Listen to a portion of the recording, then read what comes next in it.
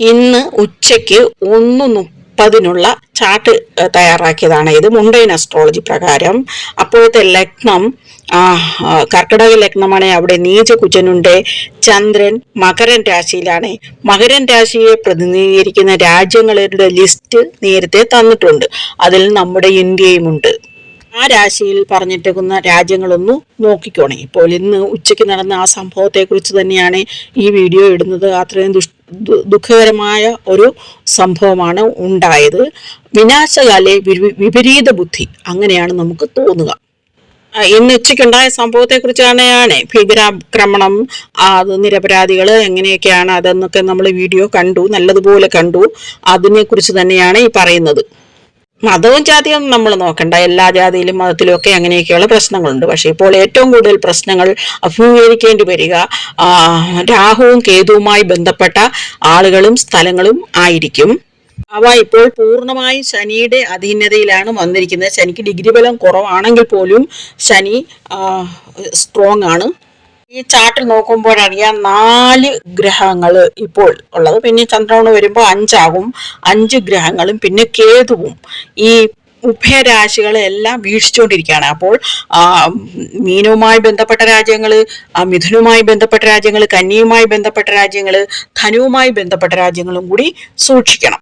അതായത് ലോകത്തിന്റെ നല്ലൊരു ഭാഗവും ഒരു ക്രിട്ടിക്കൽ കണ്ടീഷനിൽ കൂടി കടന്നു പോയിക്കൊണ്ടിരിക്കുകയാണ്. പ്രകൃതി ദുരന്തങ്ങളും ഭൂകമ്പങ്ങൾ, പ്രത്യേകിച്ചും ഭൂകമ്പങ്ങൾ, മണ്ണിടിച്ചിലുകൾ, ഈ കെട്ടിടങ്ങൾ ഇങ്ങനെ തകർന്ന് വീഴുക, ഈ രാഹുവും കേതുവുമായിട്ടുള്ള ബന്ധപ്പെട്ട സ്ഥലങ്ങളിലെ കെട്ടിടങ്ങൾ പഴയതൊക്കെ തകർന്നു വീഴുക, പലതും അത് ഒരു പുതിയ തുടക്കത്തിനായിരിക്കും. ഭഗവാനാണ് തീരുമാനിക്കുന്നത്. ഭഗവാന്റെ സംരക്ഷണം ഉണ്ടെങ്കിൽ അവയൊക്കെ രക്ഷപ്പെടും. അല്ലെങ്കിലുള്ള കാര്യമാണ് ഈ പറയുന്നത്. 2 പ്രധാനപ്പെട്ട കെട്ടിടങ്ങൾ, അവയിൽ ഒളിഞ്ഞിരിക്കുന്ന വലിയ സത്യമുണ്ട്. ആ സത്യം ഇപ്പോൾ വെളിപ്പെടാൻ, ശനി ഈ മീനത്തിൽ നിൽക്കുമ്പോൾ വെളിപ്പെടാൻ ഏറ്റവും പറ്റിയ സമയമാണ്. അങ്ങനെയാണെങ്കിൽ ഈ ഭൂകമ്പങ്ങൾ കൊണ്ടൊക്കെ വളരെയധികം പ്രയോജനമുണ്ടാകും. എന്തെങ്കിലുമൊക്കെ ഉള്ള തരത്തിലുള്ള പ്രകൃതി ദുരന്തം, ഈ 4 ഗ്രഹങ്ങൾ നിൽക്കുന്നതുകൊണ്ട് ജലരാശിയിലായതുകൊണ്ട് പ്രളയത്തിനുള്ള സാധ്യതയാണ് കൂടുതൽ.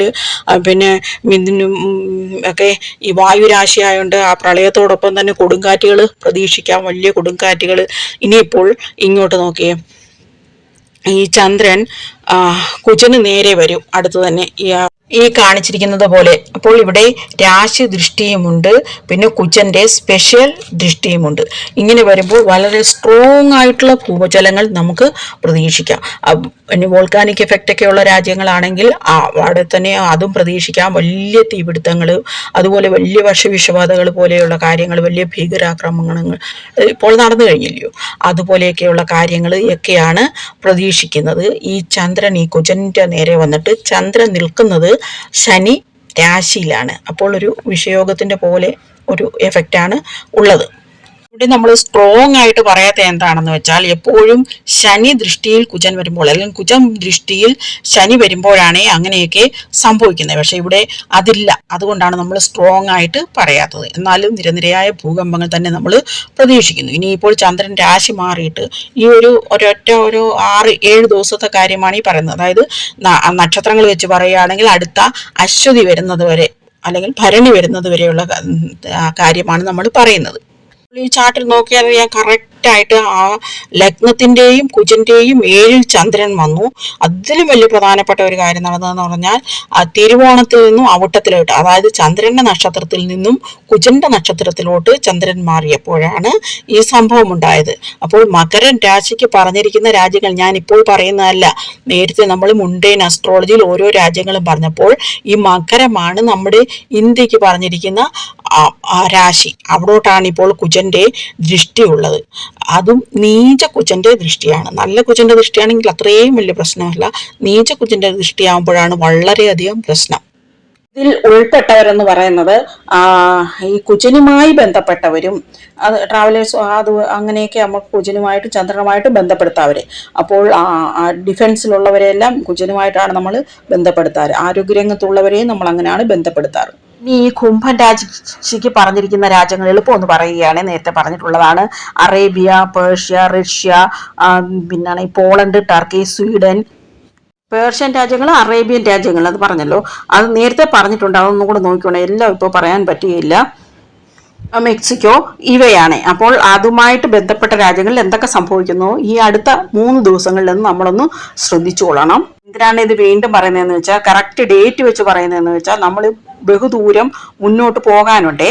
അപ്പോൾ നമ്മൾ ഇതിനകത്ത് ഒത്തിരി റിസർച്ച് ചെയ്ത് പലരും ഇങ്ങനെ ചിന്തിക്കുമ്പോൾ പല പല ഐഡിയാസ് വരത്തില്ലേ, അതെല്ലാം കൂടെ ഇപ്പോൾ ഈ കറക്റ്റായിട്ട് നമ്മൾക്ക് കണ്ടുപിടിക്കാമായിരുന്നു. ഇന്ന സ്ഥലത്ത് ഇന്നത് സംഭവിക്കാൻ പോകുന്നു കൃത്യമായിട്ട് കണ്ടുപിടിക്കാൻ പറ്റുമായിരുന്നു. അത് പറ്റിയില്ല പലർക്കും. അത് പഠിച്ചിരുന്നെങ്കിൽ അവർക്ക് പറ്റിയില്ല. ഈ യാത്ര പോയവർക്ക് പോലും അവർക്ക് കുറച്ചൊരറിവുണ്ടായിരുന്നെങ്കിൽ അവിടെ നിന്നും മാറി നിൽക്കാനുള്ള സംഭവം, അല്ലെങ്കിൽ നമ്മുടെ ഉദ്യോഗസ്ഥന്മാർക്ക് അതിനെതിരെ പ്രവർത്തിക്കാനുള്ള ഒരു സാഹചര്യം ഉണ്ടായേനെ.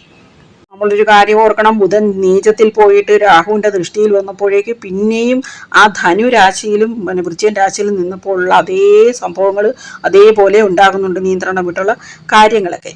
അതൊക്കെ കമ്പയർ ചെയ്ത് നമ്മളിങ്ങനെ പഠിക്കണം. ഒത്തിരി പ്രാവശ്യം കമ്പയർ ചെയ്ത് ഞാൻ എത്ര കൊല്ലം കൊണ്ട് ഇങ്ങനെ കിടന്ന് ശ്രമിക്കുന്നു. പക്ഷെ മുണ്ടേൻ അസ്ട്രോളജിയിലല്ല, മറ്റ് ഉള്ളതിലാണെങ്കിലും എത്ര കൊല്ലം കൊണ്ട് കിടന്നു പഠിക്കുന്നതാണ്. എന്നാലും പിന്നെയും ഓരോന്ന് കാണുമ്പോൾ പുതിയതാണെന്നാണ് തോന്നുക. അത്രയ്ക്ക് നമുക്ക് പഠിക്കാനുണ്ട്. നമ്മുടെ പൂർവികർ ഇതെല്ലാം പുസ്തകങ്ങളിൽ എഴുതി വെച്ചിട്ടുണ്ട്, ഇങ്ങനെ രാജ്യങ്ങളിലാണെന്ന്. അത്ര കറക്റ്റായിട്ടാണ് അവർ എഴുതിയെന്ന് ഇത് കാണുമ്പോൾ, ഇന്നത്തെ സംഭവം കാണുമ്പോൾ നമുക്ക് മനസ്സിലാകും. അത് നമ്മൾ പറയുന്നേ ഉള്ളൂ. അത് നമ്മൾ പിന്നെയും പഠിക്കുക. നമുക്ക് കഴിയുന്ന ചെറിയ ചെറിയ കാര്യങ്ങൾ ഇതിൽ ആഡ് ചെയ്യുക, അത്രയേ ഉള്ളൂ. അതിപ്രശസ്തവും അതിപുരാതനവുമായ എന്തൊക്കെയോ രഹസ്യങ്ങൾ ഒളിഞ്ഞുകിടക്കുന്ന 2 വലിയ കെട്ടിടങ്ങളാണ് മനസ്സിലോട്ട് വരുന്നത്. അപ്പോൾ അവയുടെ എങ്ങനെയായിരിക്കും അത് വെളിപ്പെടുക എന്നൊക്കെ നമുക്ക് കാത്തിരുന്ന് കാണാം. ഇപ്പോൾ പലതും വെളിപ്പെട്ട് വരുന്നുണ്ടല്ലോ. അതുപോലെ ഇപ്പോൾ ചന്ദ്രൻ ഔട്ടത്തിൽ നിന്നും അടുത്ത കുംഭരാശിയിലുള്ള ഔട്ടത്തിലോട്ട് മാറുകയാണ്. അപ്പോൾ പാകിസ്ഥാൻ, അഫ്ഗാനിസ്ഥാൻ, ഇങ്ങനെയൊക്കെയുള്ള ചൈന, ഇങ്ങനെയൊക്കെയുള്ള രാജ്യങ്ങളൊന്നും സൂക്ഷിക്കുന്നത് നല്ലതാണ്. എല്ലാ രാജ്യങ്ങളും ഒന്നും നമ്മൾ പറഞ്ഞില്ലല്ലോ, 10-15 രാജ്യങ്ങളുടെ സ്ഥിതികളാണ് നമ്മൾ ഒന്ന് ശ്രദ്ധിക്കേണ്ടത്. നേരത്തെ പറഞ്ഞതുപോലെ ഭക്ഷ്യവിഷബാധയുടെയൊക്കെ കാര്യം പറഞ്ഞില്ലേ, അതുപോലെ ആശുപത്രിക്കാരൊന്ന് ശ്രദ്ധിക്കണം എന്ന് പറഞ്ഞില്ലേ, ആശുപത്രിയുമായിട്ട് ബന്ധപ്പെട്ടവർ സൂക്ഷിക്കണമെന്ന് പറഞ്ഞില്ലേ. ഇപ്പോഴൊക്കെ നടക്കുന്ന സംഭവങ്ങളൊക്കെ നോക്കിയാൽ മതി. കൂടുതലും ഇങ്ങനെയൊക്കെയുള്ളവരാണ് ഇതൊക്കെ അഫക്റ്റ് ചെയ്യുന്നത്. മനുഷ്യൻ്റെ മനസ്സ് എന്ത് ചെയ്യണമെന്നറിയാതെ അലയുന്ന ഒരു സന്ദർഭമാണ്. അവർ എന്തൊക്കെയോ പെട്ടെന്ന് എടുത്തിയാടി തീരുമാനങ്ങൾ എടുക്കുന്ന ഒരു സമയം. ബുധൻ നീചത്തിലല്ലേ. ആദ്യമേ പറഞ്ഞതുപോലെ തന്നെ കർക്കിടകത്തിൽ നിൽക്കുന്ന കുജന് മകരത്തിലോട്ട് പൂർണ്ണ ദൃഷ്ടിയും കുംഭത്തിലോട്ട് സ്പെഷ്യൽ ദൃഷ്ടിയുമുണ്ട്. അവിടെ പറഞ്ഞ കൃത്യസമയം വെച്ചിട്ടാണെങ്കിൽ അപ്പോഴത്തെ ഒരു ലഗ്നം എന്ന് പറയുന്നത് കർക്കിടക ലഗ്നമാണ്. അവിടെ നീച കുജനാണ് നിൽക്കുന്നത്. അപ്പോഴാണ് ഇങ്ങനെയൊക്കെ സംഭവിച്ചത്. ഇത് കേൾക്കുമ്പോൾ നമുക്കൊരു ഐഡിയ കിട്ടും. അന്നേരം നമ്മൾ എന്താണ് ചെയ്യേണ്ടതെന്ന് വെച്ചാൽ, ഇതിനു മുമ്പ് ഇങ്ങനെ സംഭവിച്ചിട്ടില്ലേ, അപ്പോഴെന്താണൊക്കെയാണ് ഉണ്ടായതെന്നൊന്ന് ശ്രദ്ധിക്കണം. ഇതുപോലെ ആക്രമണങ്ങൾ ഉണ്ടായിട്ടുണ്ട്, അപ്പോഴത്തെ ഗ്രഹസ്ഥിതികളും കൂടെ നമ്മൾ എടുത്തു വെച്ച് നോക്കണം. അങ്ങനെയാണെങ്കിൽ ഇപ്പോൾ ഇങ്ങനെ യുദ്ധം നടന്നുകൊണ്ടിരിക്കുകയല്ലേ, അവിടെ ഇതൊക്കെ നടക്കുന്നില്ലേ എന്ന് പറഞ്ഞാൽ അത് വേറെയാണ്. അതിങ്ങനെ നടന്നുകൊണ്ടേ ഇരിക്കുന്നതാണ് ആഫ്റ്റർ എഫക്റ്റ് എന്ന് പറയും. ഇതിപ്പോൾ പുതുതായിട്ട് സംഭവിച്ചാണ്. ഇനി ഇതിൻ്റെ ആഫ്റ്റർ എഫക്റ്റ് ഉണ്ട്. അതെന്തുവാണെന്ന് നമുക്കൊന്നും അറിയത്തില്ല. ഈ ചാർട്ടിലെ ഗ്രഹസ്ഥിതികൾ നോക്കുവാണെങ്കിൽ 5 ഗ്രഹങ്ങൾ പിന്നീട് മീനൻ രാശിയിലോട്ട് വരികയാണ്. ഇതിനെ കേതുവും ദൃഷ്ടി ചെയ്യുന്നുണ്ട്. അതുപോലെ തന്നെ അപ്പോൾ ഈ 4 രാശികളിലുള്ള രാജ്യങ്ങളൊന്ന് സൂക്ഷിക്കണം. കാനഡയിലും അമേരിക്കയിലും ഒക്കെ എത്രയോ നാളുകൊണ്ട് ഇങ്ങനെ ഈ പ്രകൃതി ദുരന്തങ്ങൾ ഇങ്ങനെ കണ്ടിന്യൂസ് ആയിട്ട് സംഭവിച്ചുകൊണ്ടിരിക്കുകയാണ്. അത് ഈ രാശി ദൃഷ്ടി എന്ന് പറയുന്നത് വളരെയധികം പ്രധാനമാണെന്നാണ് സൂചിപ്പിക്കുന്നത്. മറ്റൊരു കാര്യം ഓർക്കാനുള്ളത്, ഇപ്പോൾ നടന്നത് നോർത്ത് ഇന്ത്യയിലല്ലേ. നോർത്ത് ഇന്ത്യ എന്ന് പറയുമ്പോൾ തുലാൻ രാശിക്കാണ് കൊടുത്തിരിക്കുന്നത്. അപ്പോൾ ഇന്ത്യക്ക് മുഴുവനായിട്ടും മകരൻ രാശിയിലാണ് പലപ്പോഴും പല കാര്യങ്ങളും ഉണ്ടായിട്ടുള്ളത്. ഇതൊക്കെ നമ്മൾ ഒത്തിരി പഠിക്കാനുണ്ട്. ഇപ്പോൾ ഈ വരുന്ന ഈ ഓരോരോ സംഭവങ്ങൾ വെച്ച് എന്തൊക്കെയാണ് സംഭവിക്കാമെന്ന് വിശകലനം ചെയ്ത് പഠിക്കുകയാണ് വേണ്ടുന്നത്. ഇത് എത്ര പെട്ടെന്നൊന്നും സ്വായത്തമാക്കാനുള്ള ഒരു സംഗതിയല്ല. പക്ഷേ ഇതൊക്കെ എളുപ്പം നമുക്ക് ഇപ്പോൾ ഒന്ന് ചുമ്മാ അങ്ങ് പറഞ്ഞു പോകാനുള്ളതേ ഉള്ളൂ. അത്രയ്ക്ക് എളുപ്പമാണ്. പക്ഷേ ഇന്ന സ്ഥലത്ത് ഇത്ര മണിക്ക് ഇങ്ങനെ സംഭവിക്കും എന്ന് കൃത്യമായിട്ട് പറയാനുള്ള ഒരു ഫോർമുല നമ്മൾ ഉണ്ടാക്കേണ്ടിയിരിക്കുന്നു. അതിന് ഒരുപാട് ദൂരം മുന്നോട്ട് പോകാനുണ്ട്. അതിന് പഠിച്ച് അത് കമ്പയർ ചെയ്ത് അത് ഒരു റിസർച്ച് ചെയ്ത് പഠിച്ചെങ്കിൽ നമുക്ക് അത്ര കൃത്യമായിട്ട് പറയാൻ പറ്റുകയുള്ളൂ. ഇപ്പോൾ ഇത് 5 ഗ്രഹങ്ങൾ, അതൊരു അസന്തുലിതാവസ്ഥയാണ് ഒരു രാശിയിൽ വന്നിട്ട്. പിന്നെ ഇങ്ങനെ 4 രാശികളിലോട്ട് നോക്കുന്നത്, പിന്നെ കേതുവും രാഹുവും അതിൽ ഉൾപ്പെട്ടിട്ടുണ്ടോ എന്നുള്ളതാണ് ഏറ്റവും പ്രധാനമായിട്ടുള്ള കാര്യം. നമ്മൾ ശ്രദ്ധിക്കേണ്ട മറ്റൊരു കാര്യം എന്ന് പറയുന്നത്, ഗുരു ശനിദൃഷ്ടിയിലായാൽ പോലും ഗുരുവും ശുക്രനും തമ്മിലുള്ള എക്സ്ചേഞ്ച് യോഗം, ഗുരുവിന് നല്ല ഡിഗ്രി ബലം, ഇതെല്ലാം കൊണ്ടായിരിക്കും ഇപ്പോൾ സ്വർണത്തിന് ഇങ്ങനെ കുതിച്ചു വില ഉയരുന്നത്. അത് നമ്മളൊന്ന് ശ്രദ്ധിക്കുന്നത് നല്ലതായിരിക്കും. അതൊക്കെ നമ്മൾ ഉഗാദി പ്രവചനത്തിൽ പറയേണ്ടതാണ്. ആ ഉഗാദി പ്രവചനം അന്ന് ഇടാൻ പറ്റിയില്ല, അതിനൊരു സമയം കിട്ടിയില്ല. മറ്റൊരു വലിയ ആശ്വാസം തരുന്നൊരു ഗ്രഹസ്ഥിതി എന്ന് പറയുന്നത്, സൂര്യൻ ഉച്ചരാശിയിലാണ്. നമ്മൾ ഏറ്റവും ശ്രദ്ധിക്കേണ്ട ദിവസങ്ങൾ എന്ന് പറഞ്ഞാൽ രേവതിയിൽ നിന്നും അശ്വതിയിലോട്ട്, അവിട്ടത്തിൽ നിന്നും കുംഭത്തിലെ അവിട്ടത്തിലോട്ട്, പിന്നെ പൂരുട്ടാതിയിൽ നിന്നും മീനത്തിലെ പൂരുട്ടാതിയിലോട്ട് ചന്ദ്രൻ പ്രവേശിക്കുന്ന സമയങ്ങൾ എന്തൊക്കെയാണ് ലോകത്ത് സംഭവിക്കുക എന്നൊന്നും നമ്മൾ മനസ്സിലാക്കി വെച്ചിരിക്കണം. ചിലരുടെ നിസ്സഹായാവസ്ഥയും കണ്ണീരും ഒക്കെ നമുക്ക് വേദന തരുന്നത് തന്നെയാണ്. എല്ലാവർക്കും ഈ ലോകത്ത് സമാധാനത്തോടെ ജീവിക്കാനുള്ള അവകാശമുണ്ട്. നമുക്ക് ഭാരതത്തിന് വേണ്ടിയും ഭഗവാന്റെ ഭക്തന്മാർക്ക് വേണ്ടിയും പ്രാർത്ഥിക്കാം. ഓം നമഃ ശിവായ. കാരണം ശനിദോഷം അകറ്റാൻ ഭഗവാനെ പ്രാർത്ഥിക്കേണ്ടത് അത്യാവശ്യമാണ്.